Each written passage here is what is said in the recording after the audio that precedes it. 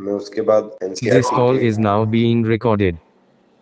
NCERT के कुछ diagrams और एनसीईआरटी से भी ह्यूमन इवोल्यूशन रीड करेंगे. Human evolution is important point of from NEET point of view. Okay, तो कल हमने देखा था 15 मिलियन ईयर्स एगो ड्रायोपेथिकस आए थे.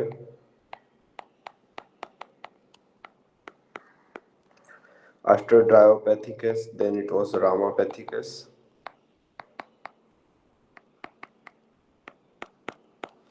And after Ramapithecus, Australopithecus.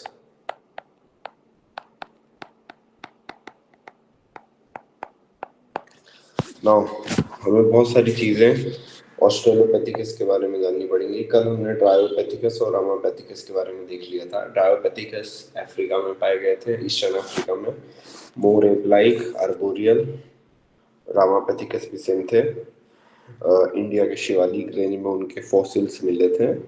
They were but more man like, क्योंकि बॉडी हेयर कम था, बॉडी हेयर ज़्यादा था. Australopithecus again they were found in African eastern Africa. First time इनकी ब्रेन की कैपेसिटी के बारे में हमें आइडिया हुआ था. इनकी ब्रेन की कैपेसिटी थी 500 सीसी. 500 सीसी की इनकी ब्रेन कैपेसिटी थी, और ये ह्यूमन इवोल्यूशन में सबसे शॉर्टेस्ट ब्रेन कैपेसिटी है अमोंग ऑल. जो हमें आज तक का डाटा पता है उसमें सबसे. रामापैथिकस और ड्रायोपैथिकस का कैपेसिटी नहीं है, तो या स्मॉलेस्ट ब्रेन कैपेसिटी भी बोल सकते हैं. Smallest brain capacity. ओके, ऑस्ट्रेलोपैथिकस के बारे में और था. दे वेर फर्स्ट जो इरेक्ट पोस्चर पे चल रहा था.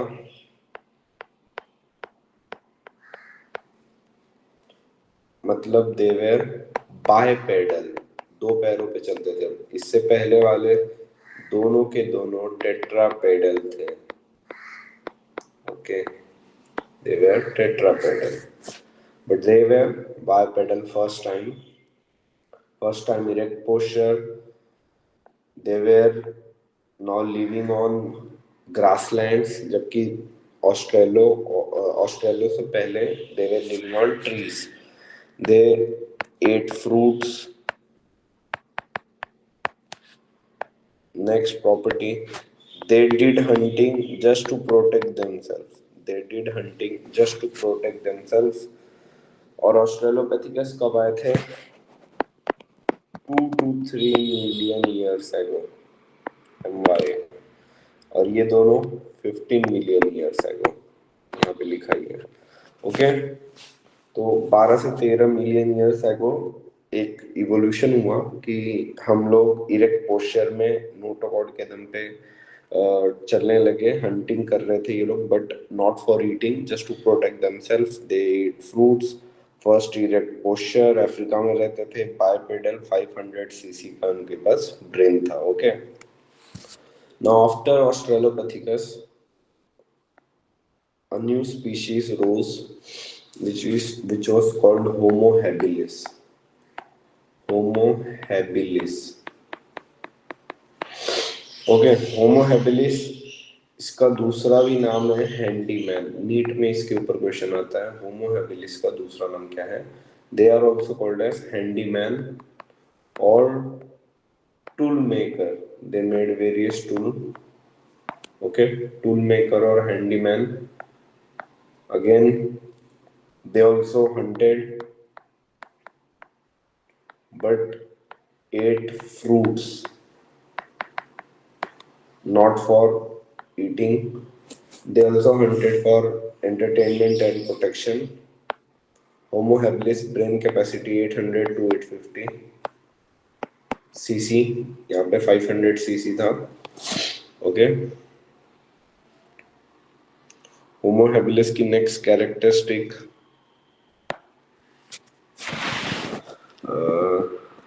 होमो habilis were first Homo species, first hominid species.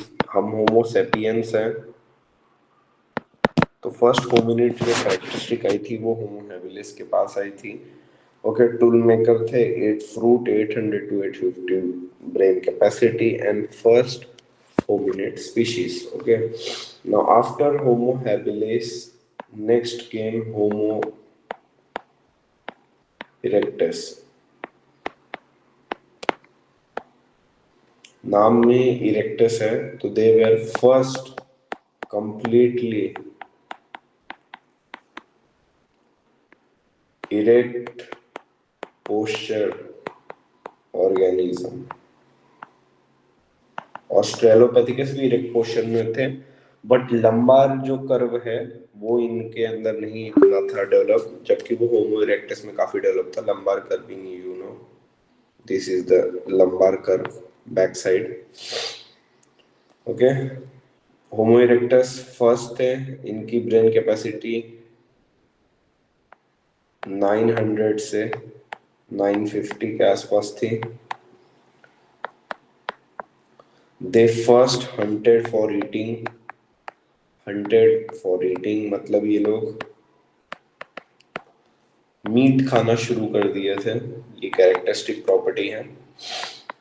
Homo erectus ने बहुत सारी चीजें फर्स्ट टाइम की थी जो इससे पहले ह्यूमन इवोल्यूशन नहीं हुई थी, तो वो अच्छे से देखो। Homo erectus first completely erect posture 900 to 950 cc, hunted for eating first time. Next, first one to control fire, इन लोगों ने फायर कंट्रोल कर लिया था, तो मीट को पका के खाते थे। First one to control fire. Next, first species to start living African continent. Africa continent को छोड़ के ये लोगों ने माइग्रेट करना शुरू किया। अफ्रीका से माइग्रेट किया इन लोगों ने 3 जगह पे, तो इनकी 3 जगह पे स्पीशीज मिली है। एक है जावा, तो इसको जहाँ से स्पीशीज मिली है उसको जावा मैन भी बोलते हैं। नेक्स्ट है जावा बीजिंग,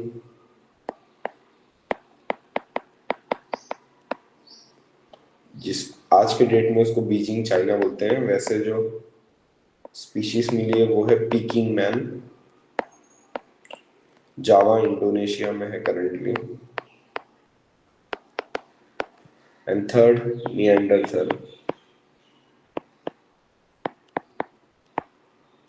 ओके, नाउ जावा मैन जो है, बीजिंग मैन, निएंडरथल, तीनों भी बहुत ही एडवांस है। इन सब के फॉसिल्स यहाँ पे मिले थे। Okay, Neanderthal is in Germany. तो होमो इरेक्टस के बारे में जो चीजें हमने देखा एक बार रिकॉल कर लेते हैं। First to complete erect posture organism 900 to 950 cc of brain, first hunted for eating. इससे पहले भी हंटिंग हो रही थी, बट वो लोग ईटिंग पर्पस से नहीं था, इन्होंने फायर को कंट्रोल कर लिया था।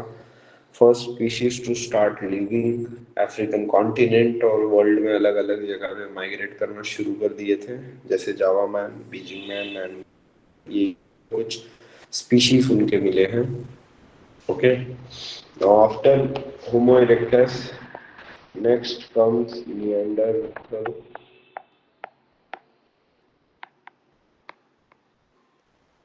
निएंडरथल बहुत इंपॉर्टेंट पॉइंट ऑफ व्यू से, इंपॉर्टेंट है नीड पॉइंट ऑफ व्यू से। निएंडरथल जो है उनकी ब्रेन कैपेसिटी 1400 सीसी थी, जो आज की हमारी मॉडर्न ब्रेन कैपेसिटी है, तो वो एग्जैक्ट सिमिलर है। 1400 सीसी ब्रेन कैपेसिटी है निएंडरथल की, like similar to us. Next,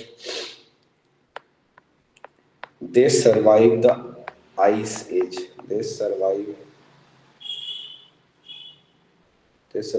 the ice age। You know, ice age वो टाइम है जब अर्थ के ऊपर टेम्परेचर बहुत ज्यादा ठंडा था, and they survive that age. इसका मतलब वो लोग फिजिकली और मेंटली काफी स्ट्रॉन्ग थे, आइस एज सर्वाइव किए थे। नेक्स्ट, एनसीईआरटी ने जो इनका एज लिखा है लिटरेचर में, 1 लाख ईयर्स टू 40,000, इस टाइम पे ये लोग अर्थ पे थे। 1 lakh years to 40K years ago इनकी स्पीशीज आई थी। ऑस्ट्रेलिया कब आई थी? 2 to 3 मिलियन ईयर्स एगो। उसके लगभग 1 लाख मिलियन ईयर्स के बाद निएंडरथल स्पीशीज आई। निएंडरथल ने आइस एज सर्वाइव किया। 1400 ब्रेन कैपेसिटी थी निएंडरथल की, और आइस एज सर्वाइव किया। They were short height,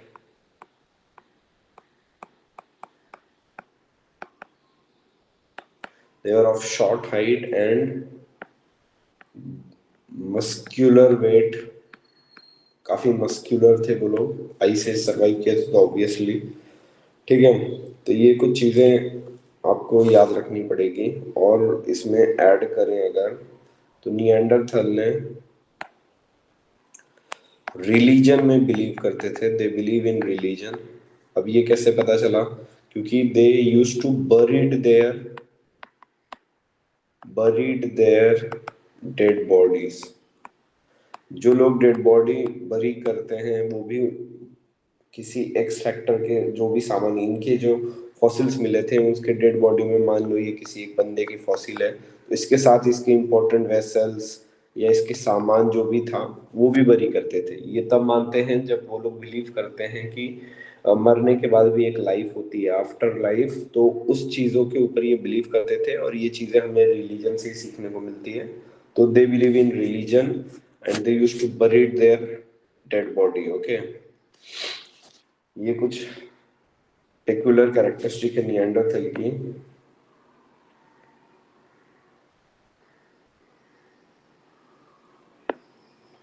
now Neanderthal के बाद आए क्रो-मैग्नन।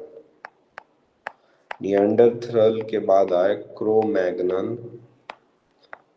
इसको मॉडर्न मैन भी बोला जाता है, बिकॉज ये हमारा डायरेक्ट एंसेस्टर है। क्रो-मैग्नन के बाद डायरेक्ट जो स्पीशीज आई है वो है होमो सैपियंस या आज के मॉडर्न मैन।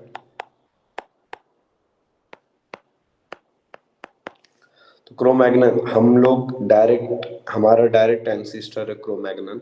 नाउ क्रो-मैग्नन के बारे में अगर कैरेक्टरिस्टिक्स की बात करें तो they were tall and brain size उनकी सबसे ज्यादा थी। ब्रेन साइज जो थी वो थी 1600 सीसी। लार्जेस्ट क्रेनियल कैपेसिटी,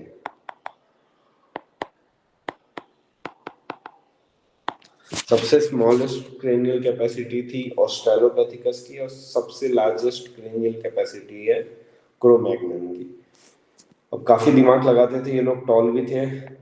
इनके आने का टाइम था 75 years ago to 18,000 years ago.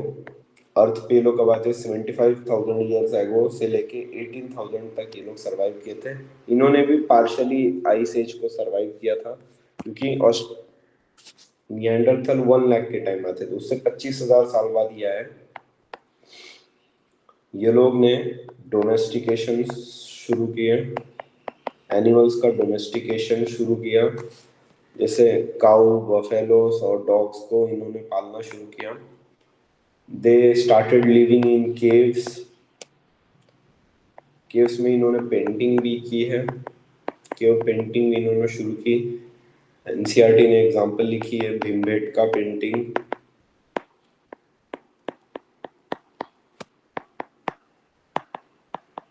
Bhimbetka painting at MP Raisen. Okay, इन्होंने डोमेस्टिकेशन शुरू किया, इन्होंने फायर कंट्रोल किया, और ये all over the world spread out हो गए थे। क्रो-मैग्नन, जो कि मॉडर्न मैन भी बोला जाता है, और इन्हीं के डायरेक्ट एंसेस्टर्स हैं हम। अब क्या हुआ, एक टाइम था, अब देखो निएंडरथल और क्रो-मैग्नन। निएंडर 1 लाख से 40,000 के आसपास रहे थे, और ये 75 से 18, मतलब बीच का 25K to 30K दोनों ने साथ में गुजारा। अब निएंडरथल एक अलग स्पीशीज थी। जैसे हम देखते हैं आज हमारे पास चाहे डॉग्स का एग्जांपल ले लो, उसमें अलग अलग स्पीशीज है, जर्मन शेफर्ड है, पग है, अलग अलग स्पीशीज है, बट ह्यूमन में कोई भी स्पीशीज नहीं है। हाँ, हमारे अंदर रेसेस हैं, मोंगोलॉइड है, नेग्रोइड्स है, कॉकेशियंस हैं, इंडियंस, आर्यंस हैं, द्रविडियंस हैं, ये they are races, they are not species. Okay, but Neanderthal और क्रो-मैग्नन दो अलग ह्यूमन की स्पीशीज हुआ करती थी आज से लगभग 50 to 60,000 years ago. But Cro-Magnon ने निएंडरथल की हंटिंग कर दी और निएंडरथल स्पीशीज एक्सटिंक्ट हो गई। आज भी वर्ल्ड के 25% पॉपुलेशन के अंदर निएंडरथल की जीन्स मिलते हैं, क्योंकि क्रो-मैग्नन ने इनकी फीमेल्स के साथ मेटिंग की होगी, इसलिए इनके स्पीशीज मिलते हैं। तो ह्यूमन स्पीशीज निएंडरथल की जो है वो सबसे एक्सटेंड करने के लिए क्रो-मैग्नन ही रिस्पॉन्सिबल है। ओके, अब आज हमने जो भी पढ़ा है वो हम एक बार एनसीईआरटी से रीड करेंगे, क्योंकि ये पार्ट तो में एनसीईआरटी से इम्पोर्टेंट है। तो मैं एनसीईआरटी से एक एक पॉइंट रीड करूंगा और जो हमने रीड किया है वो आपको दिखेगा। Okay, let us start. About 15 million years ago, primates called Dryopithecus and Dramapithecus were existing. They were hairy, walk like gorillas and chimpanzees. Ramapithecus was more man-like, जो हमने डिस्कस किया है, क्योंकि बॉडी हेयर थोड़ी कम थी, and Dryopithecus were more ape-like. Few fossils of man-like bones have been discovered in Ethiopia. Eastern, मैंने पहले ही बोला कि ह्यूमन इवोल्यूशन ईस्टर्न अफ्रीका में हुआ है, तो Ethiopia and Tanzania. They revealed hominid features leading to believe that about 3 to 4 million years ago, कब 15 million से 3 to 4 मिलियन years ago, मतलब 12 से 13 मिलियन years ago के बाद एक न्यू स्पीशीज आई जो मैन लाइक थी। Man like primates walked in eastern Africa. They were probably not taller than 4 feet. Australopithecus जो है वो 4 फीट के थे, but walk upright, straight, erect posture था। 2 million year ago, Australopithecus probably lived in East African grassland. अर्थ के ऊपर grasslands काफी dominant हुआ करती थी हैबिटेट के फॉर्म में। तो ऑस्ट्रेलोपैथिकस पेड़ से नीचे उतरे, उनके जो एंसिस्टर थे Dryopithecus, Ramapithecus, they used to live on tree, but now Australopithecus जो है वो इरेक्ट पोस्चर था। Evidences shows that they hunted with stone weapons, but initially essentially ate fruit, खाते वो फ्रूट थे, बट हंटिंग वो करते थे स्टोन्स के through. Some of the bones among the bones discovered were different. This creature was called first human being, like being the hominid, and was called as Homo habilis. Australopithecus के बाद Homo habilis आया। The brain capacity were 650 to 800 cc. Okay, इसमें ऑस्ट्रेलोपैथिकस का capacity नहीं दिया है, but आपको याद रखना पड़ेगा 500 cc. Now, the brain capacities of Homo habilis was 650 to 800. They probably did not eat meat, but वो hunting करते थे. Fossils discovered in Java in 1891 reveal the next stage. Homo habilis के बाद next stage के बारे में ये लोग बोल रहे हैं। इन्होंने ये नहीं बताया कि ये tools बनाते थे या handyman, जो कि मैंने आपको एक्स्ट्रा बताया है। ओके, Homo habilis के बाद आए थे Homo erectus। कब आए थे? Fossils discovered in Java, जो हमने बोला Indonesia. Homo erectus about 1.5 million years ago. 1.5 million years ago कौन है? Homo erectus, और उनके पास ब्रेन कैपेसिटी बड़ी थी 900 cc. Homo erectus probably ate meat. ये सबसे पहले मीट ईट करने वाली स्पीशीज थी जो हंटिंग करती थी for getting meat. Neanderthal man with the brain size of 1400 cc. अब Homo erectus के बाद Neanderthal I.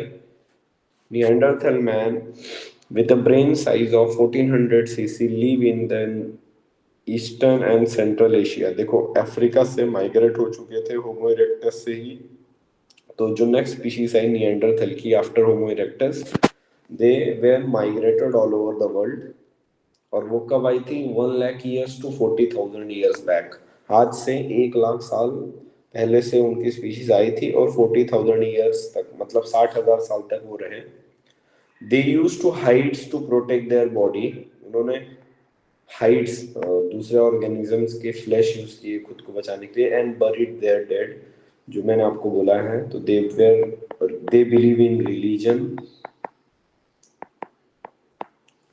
Now Homo sapiens arose in Africa and they moved across continents and developed into distinct races। देखो different races में convert हो गए, जैसे Africa में चले गए, अमेरिका में चले गए, इंडिया में आ गए, बट स्पीशीज वही है, ऑस्ट्रेलोपैथिकस।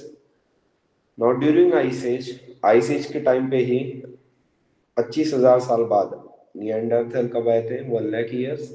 उसके 25,000 लेटर 75,000 ईयर्स टू 10,000, ये कितने टाइम रहे हैं, almost 65,000 years ago modern homo sapiens arose। Modern Homo sapiens को इन्होंने क्रोमैग्नन बोला, इन्होंने लिखा नहीं है बट हमें याद रखना पड़ेगा, मॉडर्न होमो सेपियंस का मतलब ये लोग क्रोमैग्नन मैन बोल रहे हैं, Cro-Magnon man. Okay, Cro-Magnon man Eros. Pre historic cave art develop about 18,000 years ago. इन्होंने पेंटिंग करना शुरू कर दी थी। पेंटिंग्स कहाँ पे की है, वन सच के painting is by prehistoric humans can be seen at Bhimbetka rock shelter Raisen district की, इंपॉर्टेंट है, Raisen district of Madhya Pradesh. Agriculture came around 10,000 years ago. इन्होंने एग्रीकल्चर की डेवलपमेंट भी की 10,000 साल पहले। ये इंपॉर्टेंट नीट का क्वेश्चन है कि एग्रीकल्चर कब आया था। And back and human settlement started. The rest of what happened is the part of human history and decline of civilizations। Okay, तो ये एनसीईआरटी पॉइंट ऑफ व्यू से भी हमने रीड कर लिया है, कुछ चीज़ें एनसीईआरटी में कम दी हैं, मैंने आपको एक्स्ट्रा बताया है। नेक्स्ट जो टॉपिक हमें इसमें डिस्कस करना था वो ये डायग्राम। डायग्राम एनसीईआरटी के डायग्राम से इवोल्यूशन से बहुत क्वेश्चन आते हैं। ये ह्यूमन का स्कल है और ये ह्यूमन है, ये उसका स्कल है। ये गोरिल्ला का बेबी है, बेबी, ये उसका स्कल है। यानी एडल्ट चिंपैंजी है, सॉरी गोरिल्ला नहीं चिंपैंजी, ये चिंपैंजी का एडल्ट का स्कल है।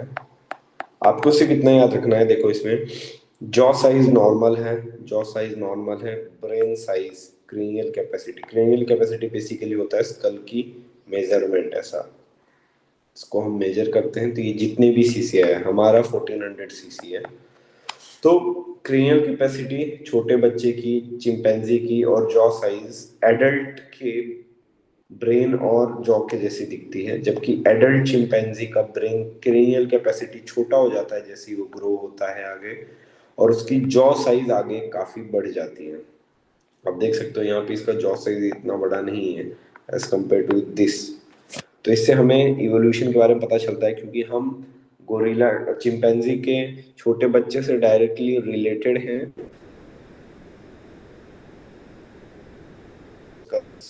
Adult modern human beings, baby chimpanzee and adult chimpanzee. The skull of baby chimpanzee is more like an adult human skull than the adult chimpanzee skull।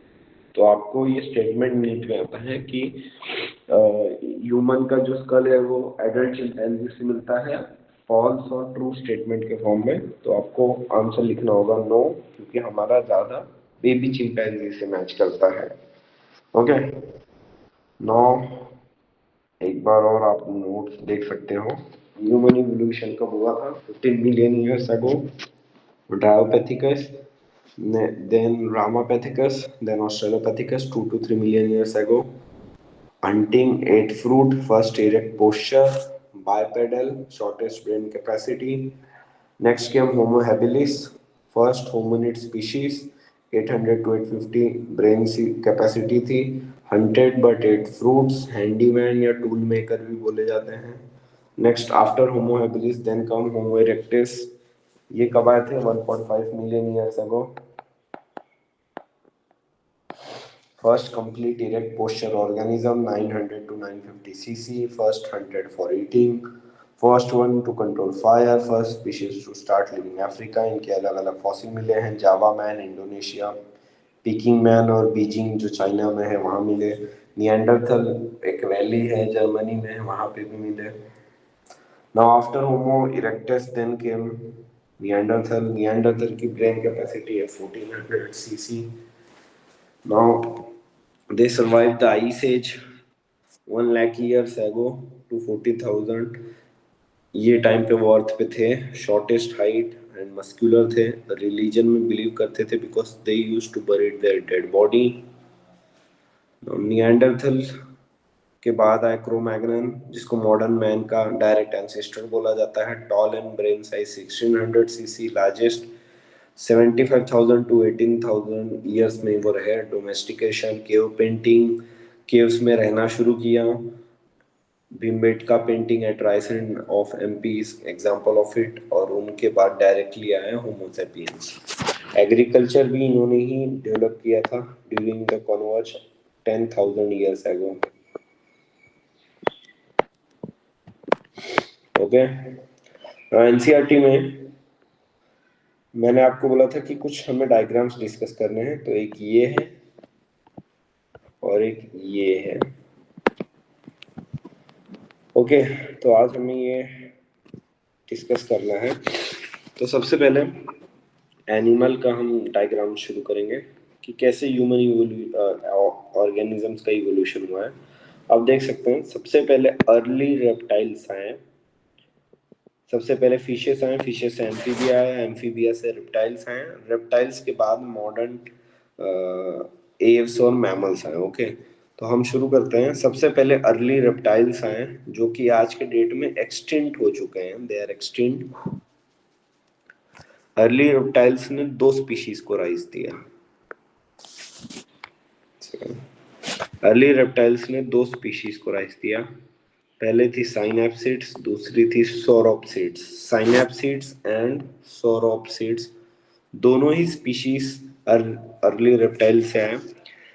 सौरोप्सिड्स आगे चल के further उसने और ancestors दिए, मतलब और स्पीशीज को राइज दिया. ये जो एक्सप्लेन करता है, ये ऐसे लाइंस ये एक्सप्रेस करता है कि इन्होंने न्यू स्पीशीज को राइज दिया. तो सौरोप्सिड से आगे चल के ऐसी स्पीशीज आए जो काफी साल बाद मॉडर्न डे टर्टल्स में कन्वर्ट हो गए. मतलब modern day turtles were the उनके जो एंसिस्टर्स थे वो सौरोप्सिड से आए थे. फिर सौरोप्सिड्स ने अनदर स्पीशीज को राइज दिया जो आज के मॉडर्न डे के लिजार्ड को राइज देते हैं. फिर नेक्स्ट स्पीशीज को राइज दिया जिन्होंने आज के मॉडर्न डे के स्नेक्स को बनाया है. फिर नेक्स्ट स्पीशीज को राइज दिया जो मॉडर्न डे के टॉर्टरस को डेवलप किया. उसके बाद कुछ स्पीशीज को राइज दिया जिसका नाम था थेकोडोंट. इन्होंने कुछ स्पीशीज को राइज दिया जिसका नाम था थेकोडोंट्स. थेकोडोंट्स एक्सटिंक्ट हो गए और थेकोडोंट्स ने मॉडर्न डे के क्रोकोडाइल्स को जन्म दिया. और इन्हीं की एक स्पीशीज ने डायनासोर्स को भी बनाया जो एक्सटिंक्ट हो गए. तो नीट में अभी तक हमने जो पढ़ा इसके ऊपर क्वेश्चन कैसे आते हैं. सबसे पहले ये पूछा जाता है टर्टल, लिजार्ड, स्नेक, टॉर्टोइस, इनका कॉमन एंसेस्टर कौन है. तो सौरोप्सिड्स. नेक्स्ट क्वेश्चन पूछा जाता है कि मॉडर्न डे के क्रोकोडाइल्स जो हैं वो किस एंसेस्टर से बिलोंग करते हैं. तो क्रोकोडाइल्स या एलिगेटर्स डायरेक्टली बिलोंग करते हैं थेकोडोंट्स से. Thecodonts were the ancestors of crocodiles and dinosaurs. तो दोनों रिलेट करते हैं. क्रोकोडाइल ले लो चाहे डायनासोर, दोनों रिलेट करते हैं. डायनासोर एक्सटिंक्ट हो गए हैं बट क्रोकोडाइल्स आज भी हैं. थेकोडोंट का मतलब टीथ अरेंज इन सॉकेट. तो फर्स्ट टाइम ये कहाँ पे आया था. थेकोडोंट्स टीथ जो है फर्स्ट टाइम रेप्टाइल्स के अंदर आया था. नाउ इन दोनों के राइस लेने के बाद थेकोडोंट्स ने ही मॉडर्न डे के बर्ड्स को भी राइज किया है. तो एक चीज क्लियर हो जाएगी कि बर्ड्स, क्रोकोडाइल्स और डायनासोर्स तीनों थेकोडोंट से आए हैं. तो आपको नीट में क्वेश्चन आ सकता है कि ऐसा एक ऑर्गेनिज्म बताओ जो बर्ड्स और डायनासोर्स से रिलेटेड है और उसके पास थेकोडोंट टीथ है और वो आज भी लिविंग है. तो आपको ऑप्शन देंगे क्रोकोडाइल, टॉर्टोइस, थेकोडोंट. तो आपको याद रखना पड़ेगा मॉडर्न डे पे लिविंग है मतलब क्रोकोडाइल्स. ऐसे क्वेश्चन आते हैं इस पॉइंट ऑफ व्यू से. उसके बाद जो दूसरी स्पीशीज थी साइनैप्सिड्स. आपने सौरोप्सिड्स के देख लिए उन्होंने कितने सारे स्पीशीज को राइज दिया. साइनैप्सिड्स की बात करें तो साइनैप्सिड्स से एक न्यू स्पीशीज आई जिसको पैलाकोसोर्स बोलते हैं. व्हाट दे आर कॉल्ड, पेलाकोसोर्स ने मॉडर्न डे के मैमल्स को राइज दिया है। तो मैमल्स या हमारा डायरेक्ट एंसेस्टर सबसे पहले पेलाकोसोर्स है। पेलाकोसोर्स के पास ऐसा एक एक्स्ट्रा फिन था जिसके अंदर वो सनलाइट को ट्रैप करता था, क्योंकि दे वर कोल्ड ब्लडेड एनिमल। तो मॉडर्न डे मैमल्स का डायरेक्ट एंसेस्टर कौन है? पेलाकोसोर्स ऑप्शन में ना हो तो साइनोप्सिड्स। ये कुछ ह्यूमन इवोल्यूशन के टाइम्स के ऑर्गेनिजम्स के इवोल्यूशन के टाइम का ये दिया गया है। इसमें आप लोगों को लेफ्ट साइड कुछ नाम दिख रहे हैं, quaternary, tertiary, Cretaceous, Jurassic, Triassic, Permian, Carboniferous. ये कुछ एरास हैं किस टाइम पे अर्थ को हमने एरास और इपोक्स में डिवाइड किया है, वो आपको याद रखना पड़ेगा। Carboniferous, Permian, Triassic, Jurassic, Cretaceous, tertiary, quaternary. ये करंटली मॉडर्न एरा चल रहा है, हम लोग यहाँ पे हैं मॉडर्न एरा। ये क्वाटरनरी में सारी स्पीशीज जो अभी हैं ये सब यहाँ पे ये क्वाटरनरी के अंदर आती हैं। इसको याद रखने का एक कोड भी है, इसके नीचे आता है डेवोनियन। इसको आप शॉर्टकट याद रख सकते हो कैसे? DCP, TJC और क्वाटरनरी, टर्शियरी क्वाटरनरी।